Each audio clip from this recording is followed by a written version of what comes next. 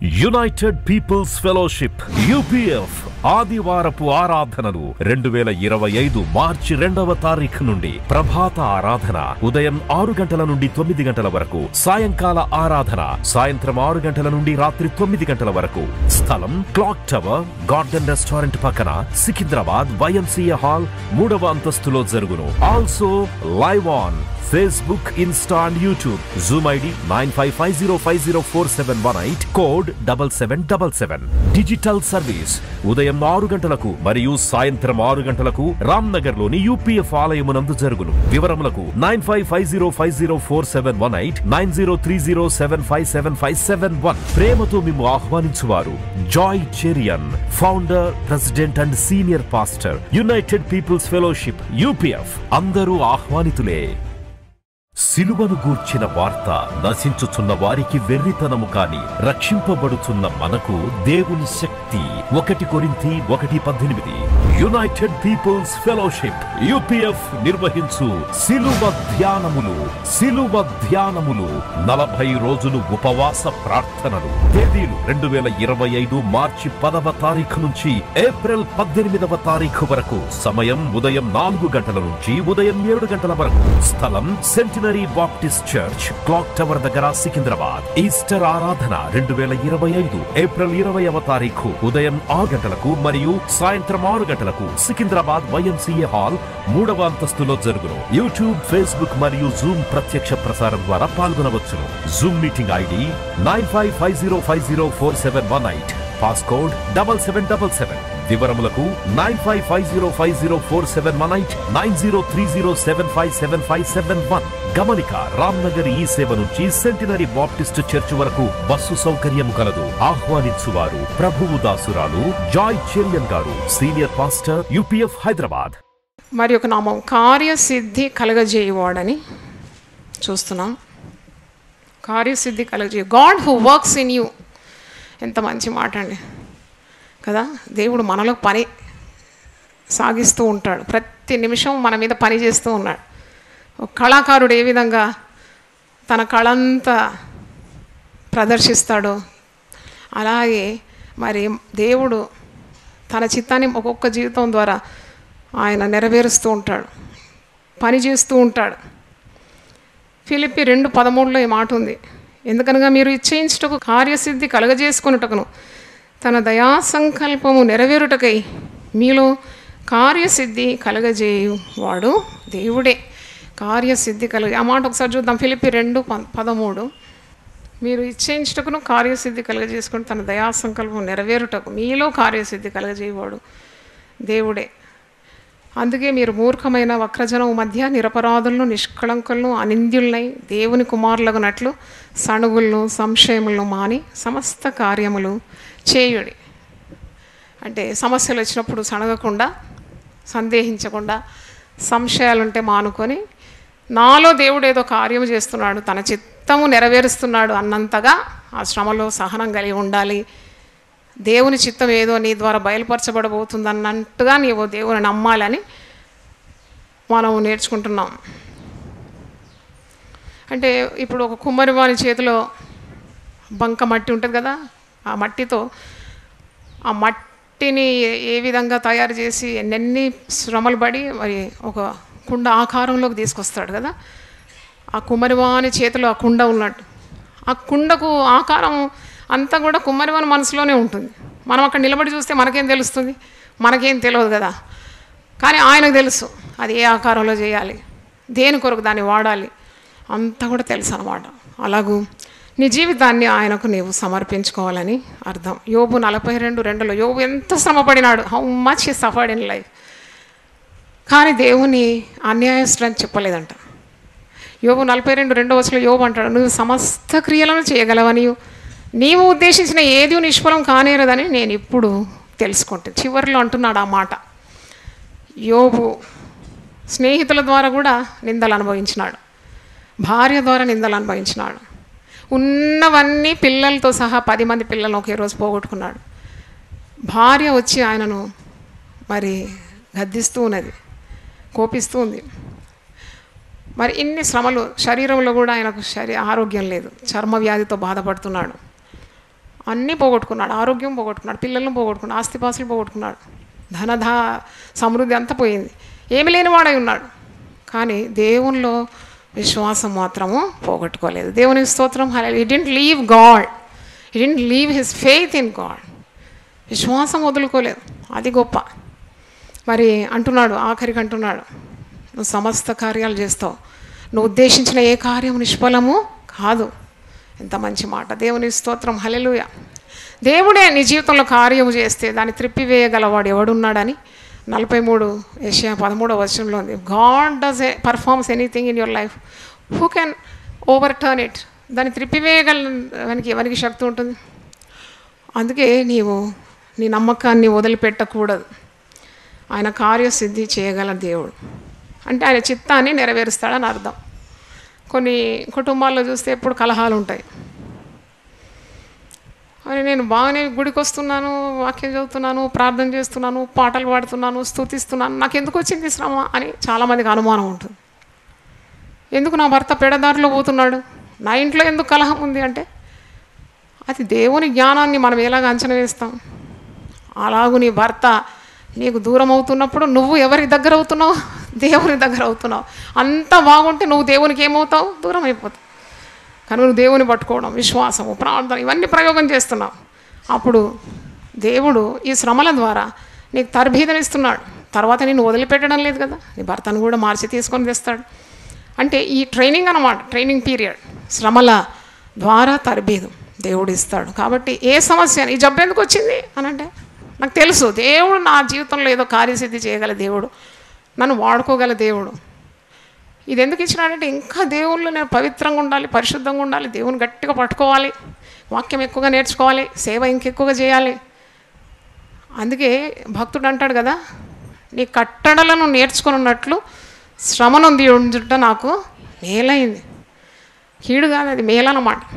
కాబట్టి దేవుని సంకల్పం ఏంటో అది నీ జీవితం ద్వారా బయలుపడాలని దేవుడు నీ మీద పని చేస్తూ ఉంటాడు. ఒక భక్తుడు ఇలాగ ప్రార్థన చేసేదంట, నాకు శ్రమ కావాలి దేవా, నాకు శ్రమ కావాలి.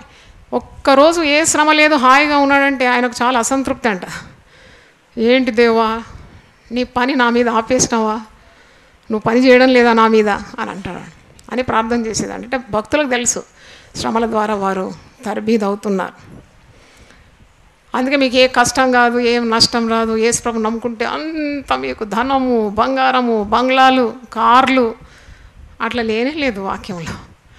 అట్లా లేదు ఈ వాక్యంలో. ఏ పరిస్థితి నీకు సంభవించినా దాన్ని ఎదుర్కోవడానికి నీకు ప్రభువులో ఏమున్నది? శక్తి ఉన్నది. అంతే. దేవుని స్తోత్రం. హల్లెలూయా. అంటే ఈ లోకంలో నువ్వు ఎంత సంపాదించుకున్నా వదిలిపెట్టిపోవాలి కదా.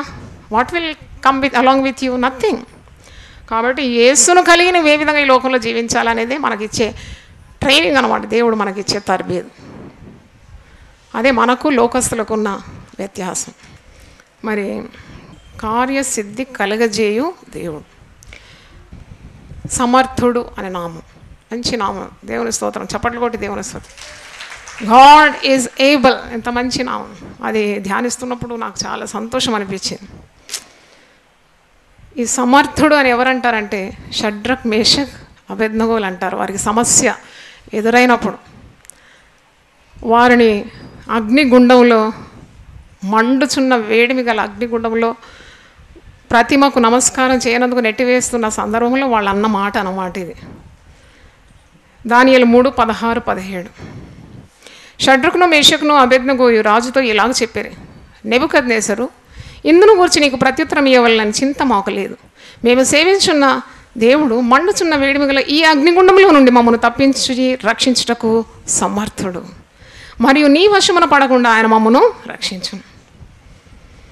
ఎంత మంచి మాట కదా. సమర్థుడు. మండుచున్న వేడిమిగల అగ్నిగుండం నుండి కూడా దేవుడు మమ్మను రక్షిస్తాడు అనే విశ్వాసం. Is able. God is able to deliver me from the ఫియరీ furnace. అంటే ఎంత విశ్వాసం కావాలి, ఎంత విశ్వాసం కావాలి. ఇవన్నీ పరిశుద్ధ గ్రంథంలో మనం నేర్చుకున్నప్పుడు నీ విశ్వాసం పెరగాలి. మళ్ళీ ఎక్కడేసిన గొంగడు అక్కడే ఉన్నట్టు ముక్కు మూతి మార్చుకొని సమస్య రాగానే చతికిల పడిపోవడం కాదు. The more you learn the word, the more you become stronger in your spirit. చప్పట్లు కొట్టి దేవుని స్తుతిద్దాం. హల్లెలూయా. వాక్యాలు నేర్చుకున్న కొలది నీకు మరి ధైర్యము, శక్తి ఇవన్నీ రావాలన్నమాట. షడ్భక్తుల చరిత్ర చూడు, షడ్రక్ మేషక అబేద్నెగోలు వారు భయపడలేదు. వారు ఎంత నిష్ట కలిగి ఉన్నారు. బంగారు ప్రతిమకు నమస్కారం చేయమంటే చేయలేదు వాళ్ళు. వారు నిష్ట కలిగి దేవుని సేవకులుగా నిలబడుతున్నారు. నెబుకద్నెజరుతో సవాల్ చేస్తున్నారు. మా దేవుడు ఈ మండుచున్న ఈ వేడిమి గల అగ్నిగుండం నుండి రక్షించడానికి సమర్థుడు. మరి ఒక మాట ఉంది, ఒకవేళ మమ్మల్ని రక్షించకపోయినను ఈ ప్రతిమకు మాత్రం మేము నమస్కారము చేయం. ఇంత మంచి మాట, దేవుని స్తోత్రం. అందుకే పేతురు తన పత్రికలో 2వ పేతురు 2వ అధ్యాయం 9 నుండి 10 వచనంలో పేతురు అంటున్నాడు, భక్తులను శోధనలో నుండి తప్పించుటకును దుర్నీతి పరులను ముఖ్యముగా మలినమైన దురాశ కలిగి శరీరానుసారంగా నడుచుకొనొచ్చు ప్రభుత్వము నిరాకరించు శిక్షలో ఉంచబడిన వారిని తీర్పు దినం వరకు కావలిలో ఉంచుటకు ప్రభువు సమర్థుడు. మరొక మాట, సమర్థుడు అని మనం చూస్తున్నాం. God is able. శ్రమల నుండి భక్తులను రక్షిస్తున్నాడు, సమర్థుడు. పాపము నిన్ను వెంటాడుతూ ఉంటే ఆ పాప మాలిన్యం నీకు అంటుకోకుండా పాపపు వలయము నుండి కూడా నిన్ను ఏం చేస్తున్నాడు, రక్షించుటకు ఆయన సమర్థుడు. అందుకే ప్రార్థన చేయాలి. నీకు ఏదైనా శోధన, ఏదైనా లోకాకర్షణ నేను వెంటాడుతుంటే నువ్వు వెంటనే దేవుని సహాయం కోరాలి. ఎందుకంటే అది నీ వల్ల కలగదు. నీ వలన ఆ శోధన నుండి తప్పించుకోవడానికి నీకు వీలు కాదు, నీకు అంత సామర్థ్యం లేదు. కాబట్టి సమర్థుడైన ప్రభువును ప్రార్థన చేయాలి. ఈ శోధన నుండి నన్ను తప్పించని, బాధల నుండి తప్పించమని, రోగముల నుండి తప్పించమని, భయం నుండి తప్పించమని, నిందల నుండి తప్పించమని, అవమానాలను తప్పించమని, ఆర్థిక ఇబ్బందుల నుండి తప్పించమని. ఆయన తప్పించడానికి సమర్థుడు అని నేర్చుకుంటున్నాం. దేవుని స్తోత్రం. He is able, God is able.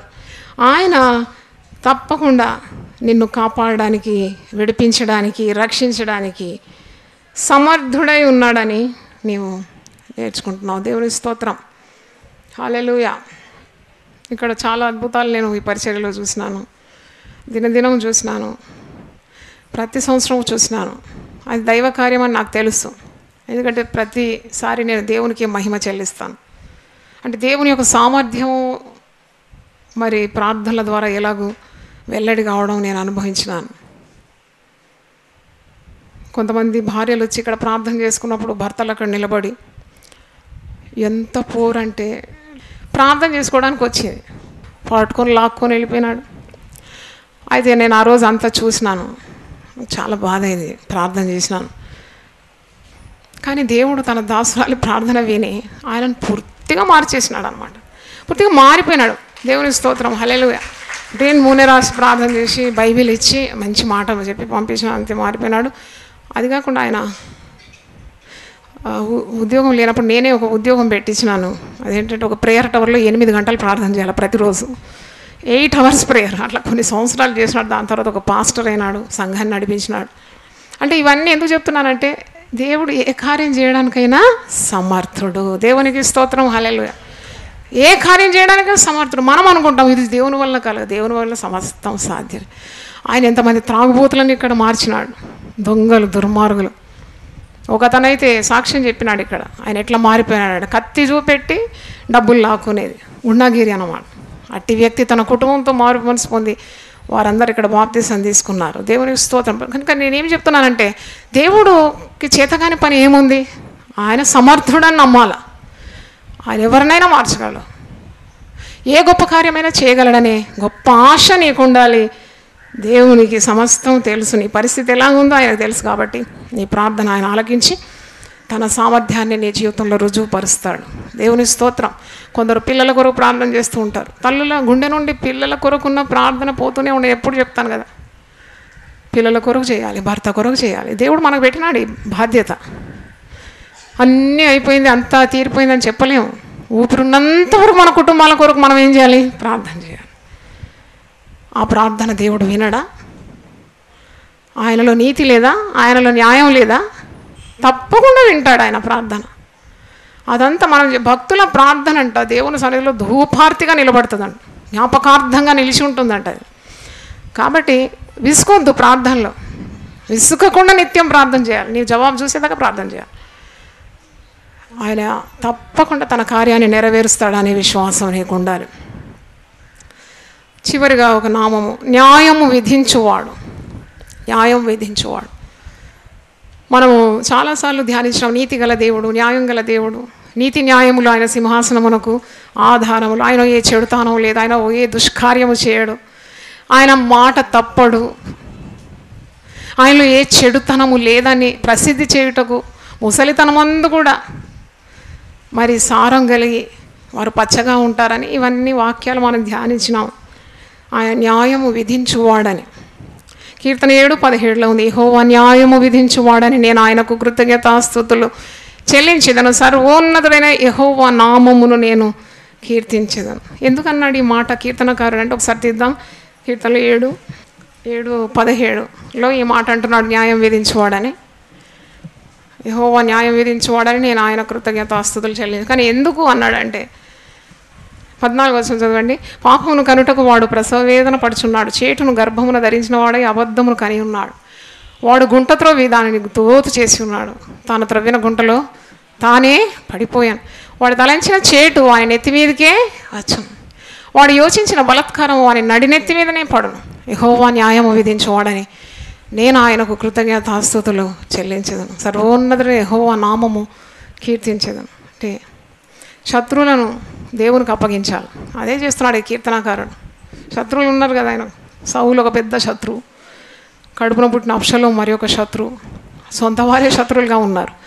అప్పుడు ఆయన ప్రార్థన చేస్తున్నాడు, న్యాయం విధించే దేవుడు ఉన్నాడు. ఒకవేళ నాకు ఎవడైనా కీడు చేయాలని యోచించినా వాడు తవ్విన గుంటల వాడే పడతాడు, వాడు తలంచిన చేటు వాని నెత్తి మీదకే వస్తుంది. ఆయన న్యాయం విధించే దేవుడు. అందుకే దేవుని బిడ్డలుగా మనము ఎప్పుడు ఎవరో కీడు చేస్తారనే ఆలోచన ఉండకూడదు. దేవుడు ఎన్ని కార్యాలు చేస్తాడో అనే జ్ఞానం ఉండాలి. దేవునికి స్తోత్రం, హల్లెలూయా. వాడు కీడు చేసిండు, వీడు కీడు చేస్తాడు, వాడు నిమ్మకాయ పెట్టినాడు, వీడు బుడమకాయ పెట్టినాడు. ఇది కాదు ఆలోచన. సమర్థుడైన దేవుడు, న్యాయం విధించే దేవుడు, మహత్వం గల దేవుడు. ఇలాగూ నీవు దేవుని స్తుతించాలి, ఆరాధించాలి. దేవునికి స్తోత్రం, హల్లెలూయా. దేవుడు తన బిడ్డల ప్రార్థన తప్పకుండా వింటాడు. వారి బాధలను చూస్తాడు, వారి కన్నీళ్లు చూస్తాడు. అంటున్నాడు, నిన్ను కన్నీళ్లు విడుచుట నేను చూచి తిని, నిన్ను నేను బాగు చేస్తాను, నీకు ఆరోగ్యం కలుగజేస్తాను. ఇవన్నీ మాటలు పరిశుద్ధ గ్రంథంలో ఉన్నాయి కదా. I have seen your tears, I have seen your problems. ఇశ్రాయేలు ప్రజలు కఠినమైన పరిశ్రమ చేస్తున్నారు. ఐగుప్తీయులు వారిని బాధ పెడుతున్నప్పుడు వారి మూలుగుల ధ్వని ఎవరు విన్నారట? దేవుడు విన్నాడంట. చప్పట్లు కొట్టి దేవుని స్తుతించారు. కొన్నిసార్లు ప్రార్థన కూడా రాకుండా మూలుగుతూ ఉంటావు కదా, ఆ మూలుగుల శబ్దం దేవుడు వింటాడు. కన్నీళ్ళను దేవుడు చూస్తున్నాడు, నీ రోదన ధ్వని ఆయన చూస్తున్నాడు. నువ్వెవరికి చెప్పలేని బాధలు ఉంటాయి, ఎవరికి చెప్పుకుంటావు కదా. కుటుంబంలో సమస్య వస్తే నువ్వు నలుగురు చెప్పుకుంటే చులకనైపోతావు కదా, ఎవరు నిన్ను కలగబెడతారు. అందుకు దిగమింగి రోగాలు తెచ్చుకోకుండా మోకాళ్ళు వంచి నీ హృదయాన్ని దేవుని సన్నిధిలో ఏం చేయాలి? కుమ్మరించాలి. చప్పట్లు కొట్టి దేవుని స్తుతిద్దాం. అలాగే సచ్ ఏ గ్రేట్ రిలీఫ్ కదా. నువ్వు ఎవరికీ చెప్పలేవు, మరి నీ బాధను వ్యక్తం చేయనప్పుడు కుమిలి నీరసించిపోకుండా. అందుకే ప్రార్థన అనే ఆయుధాన్ని దేవుడు మనకి ఇచ్చినాడు. ఆయన సన్నిధిలో నీ హృదయాన్ని ఏం చేస్తున్నావు? కుమ్మరిస్తున్నావు. ఎందుకంటే న్యాయం విధించు దేవుడు. ఆయన తప్పకుండా నీకు సహాయం చేస్తాడు, నిన్ను ఆదుకుంటాడు, నిన్ను ఆదరిస్తాడు, నీకు నీతి న్యాయములు జరగనిస్తాడు అనే అర్థం. చాలా అన్యాయం అనుభవిస్తున్నారండి చాలా, ముఖ్యంగా స్త్రీలు చాలా అన్యాయం అనుభవిస్తారు. ఏం చేస్తారు? What will they do in the time of problem? త్రాగుడును ప్రోత్సహించి, ఎందుకంటే త్రాగుడును ప్రోత్సహిస్తే ఎన్ని ఇబ్బందులు కదా. ఒక స్త్రీ ఎట్లా తట్టుకుంటుందండి బాధ? త్రాగుబోతో కాపురం చేయమంటే ఎంత కష్టమైన పని అది. త్రాగినప్పుడు మనకి ఏమైనా ఉంటుందా? బుద్ధి ఉండదు, ఏముండదు కదా.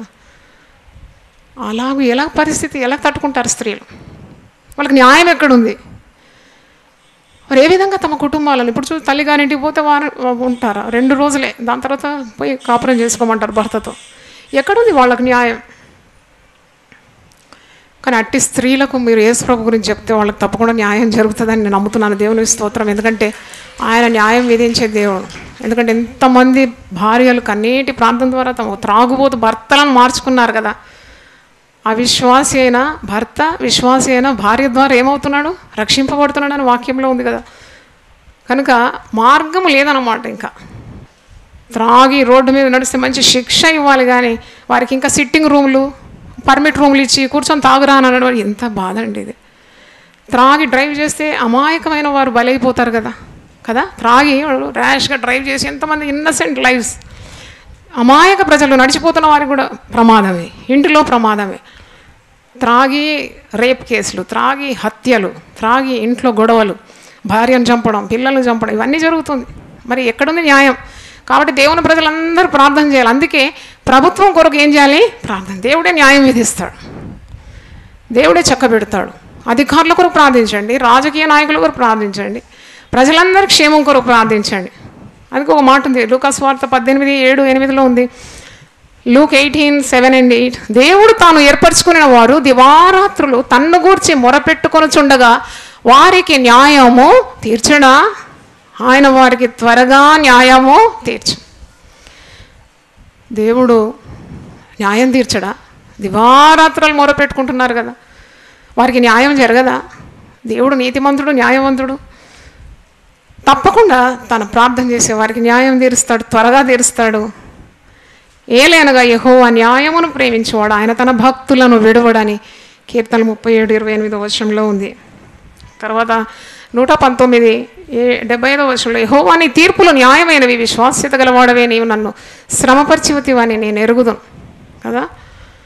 శ్రమ సంభవించినప్పుడు నాకెందుకు వచ్చింది శ్రమ అనగకుండా గమ్మున submit yourself to God's will. అందుకే అంటున్నాడు ఇక్కడ, నువ్వు విశ్వాస్యత గలవాడవై నీవు నన్ను శ్రమపరిచితివి అని నేను ఎరుగుదును, ఎందుకంటే నీ తీర్పులు న్యాయమైనవి, నీలో అవినీతి లేదు, దుష్కార్యము లేదు. నాకు ఏదైనా శ్రమ కలిగితే అది మంచి కొరకే, నా మేలు కొరకే జరిగింది అని తలంచాలంట దేవుని బిడ్డలు. ఎందుకంటే దేవుని ప్రేమించే వారికి, అనగా తన సంకల్పం చొప్పున పిలువబడే వారికి సమస్తము మేలు కొరకే సమకూడి జరుగుతుంది. మేలు కొరకే అన్నమాట, అది తెలుసుకోవాలి. న్యాయము విధించు దేవుడు నీ పక్షమున ఉంటే నీకు ఇక భయం అవసరం లేదని అర్థం. సరే, మరి నేను చెప్తుండగా చేతులు ఎత్తి దేవుణ్ణి స్తుతించండి. ఇంతవరకు మనం 150 నామములు ధ్యానించినాం. 1000 నామాల్లో వీ హ్యావ్ కంప్లీటెడ్ టుడే 150. ఒకసారి హల్లెలూయా గట్టిగా చెప్దామా? సరే, నాతో పలకండి. కార్యసిద్ధి కలుగజేయవాడు, సమర్థుడు, న్యాయము విధించువాడు. హల్లెలూయా, హల్లెలూయా. ప్రార్థన చేసుకుందాం. నాయనా, నీ పాదములకు స్తోత్రం తండ్రి. నువ్వు రక్షకుడు అని నిన్ను ఘనపరుస్తున్నాము, స్తుతిస్తున్నాము. ప్రతి చిక్కు నుండి రక్షించగల దేవుడవు తండ్రి. హల్లెలూయా. ప్రతి భయము నుండి రక్షించగలవు, రోగము నుండి రక్షించగలవు, నరకము నుండి రక్షించగలవు. రక్షకుడుగా ఈ లోకంలో నీవు ఉదయించినందుకు నీకు వందనాలు చెల్లిస్తున్నాను. మహత్యం గల దేవుడవు తండ్రి. మహిమ కార్యాలు నీ బిడ్డల పట్ల చేసే గొప్ప దేవుడవై ఉన్నావు. నీ మహత్యం కొరకు నిన్ను స్తుతిస్తున్నావు. అధిక స్తోత్రము నొందదగిన వాడు. ఇశ్రాయేలు చే స్తోత్రముల మీద ఆసీనుడై ఉంటానన్నా.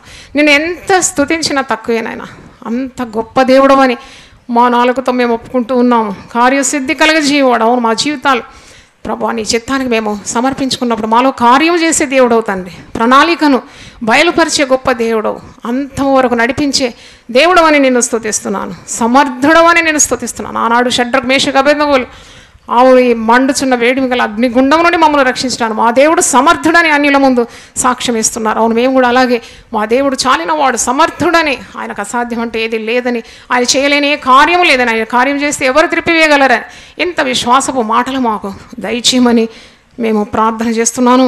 అలాగే ప్రభు న్యాయము విధించువాడు. ఎంతోమంది అన్యాయం పాలవుతున్నారు నాయన. వారికి నీతి న్యాయం ఎక్కడ జరుగుతుంది? ఎక్కడ చూసినా తండ్రి లంచగొండితనం, దుర్మార్గం ప్రభువా, మరి అక్రమంతో నిండిన ఈ లోకంలో నీ బిడ్డలకు నువ్వు న్యాయము విధించగలవని మేము ఆ నామంలో ఆశ్రయం పొందుతున్నాము ప్రభువా. నాయన నీకు స్తోత్రం. నీ పాదముల దగ్గర మేము ప్రార్థించినప్పుడు మాకు న్యాయం జరుగుతుందని మా విశ్వాసం తండ్రి.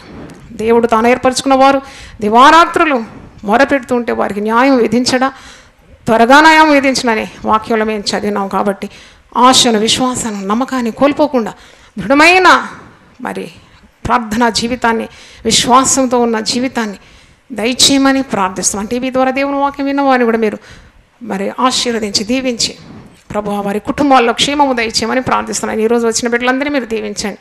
వారి అవసరతలకు నువ్వు సరిపోయిన దేవుడు అని మాట్లాడినందుకు వందనాలు చెల్లిస్తున్నాను. వారి కుటుంబాల్లో మీరు సమాధానము దయచేయండి, క్షేమము దయచేయండి. ప్రభా గొప్పతనము నీ వల్ల కలుగుతుంది, హెచ్చు నీ వల్ల కలుగుతుంది, మహత్యము నీ వల్ల కలుగుతుంది, ప్రభావం నీ వల్ల కలుగుతుంది. ఆశ్చర్య కార్యాలు జరిగించే దేవుడవు నీవే గనుక నిన్ను బట్టి మేము అతిశయించడానికి మాకు సహాయం దయచేయండి. నీకే మొరపెట్టుకోవడానికి కృప దయచేయండి. ప్రతి ఒక్కరి తల మీద నీ హస్తం ఉంచి ఆశీర్వదించమని యేసు నామములో అడిగి వేడుకుంటున్నాను తండ్రి. ఆమేన్, ఆమేన్. దేవుడు మనల్ని సమృద్ధిగా దీవించును గాక. యునైటెడ్ పీపుల్స్ ఫెలోషిప్ UPF ఆదివారపు ఆరాధనలు 2025 మార్చి 2వ తారీఖు నుండి ప్రభాత ఆరాధన ఉదయం 6 గంటల నుండి 9 గంటల వరకు, సాయంకాల ఆరాధన సాయంత్రం 6 గంటల నుండి రాత్రి 9 గంటల వరకు. స్థలం క్లాక్ టవర్ గార్డెన్ రెస్టారెంట్ పక్కన, సికింద్రాబాద్ YMCA హాల్ 3వ అంతస్తులో జరుగును. Also live on Facebook, Insta and YouTube. Zoom ID 9550504718, code 7777.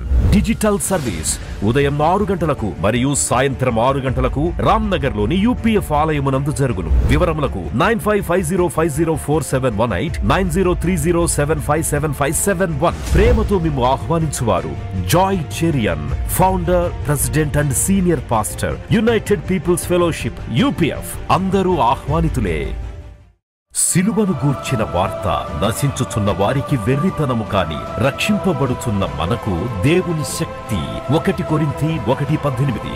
United Peoples Fellowship UPF నిర్వహించు సిలువ ధ్యానములు. 40 రోజులు ఉపవాస ప్రార్థనలు. తేదీలు 2025 మార్చి 10వ తారీఖు నుంచి ఏప్రిల్ 18వ తారీఖు వరకు. సమయం ఉదయం 4 గంటల నుంచి ఉదయం 7 గంటల వరకు. స్థలం centenary Baptist church, clock tower దగ్గర, సికింద్రాబాద్. ఈస్టర్ ఆరాధన 2025 ఏప్రిల్ 20వ తారీఖు ఉదయం 6 గంటలకు మరియు సాయంత్రం 6 గంటలకు సికింద్రాబాద్ YMCA హాల్ 3వ అంతస్తులో జరుగును. యూట్యూబ్, ఫేస్బుక్ మరియు జూమ్ ప్రత్యక్ష ప్రసారం ద్వారా పాల్గొనవచ్చును. Zoom meeting ID 9550504718, passcode 7777. వివరములకు 9550504718, 9030757571. గమనిక, రామ్నగర్ ఈ సేవ నుంచి సెంటినరీ బాప్టిస్ట్ చర్చ్ వరకు బస్సు సౌకర్యం కలదు. ఆహ్వానించువారు ప్రభువు దాసురాలు జాయ్ చెరియన్ గారు, సీనియర్ పాస్టర్ UPF హైదరాబాద్.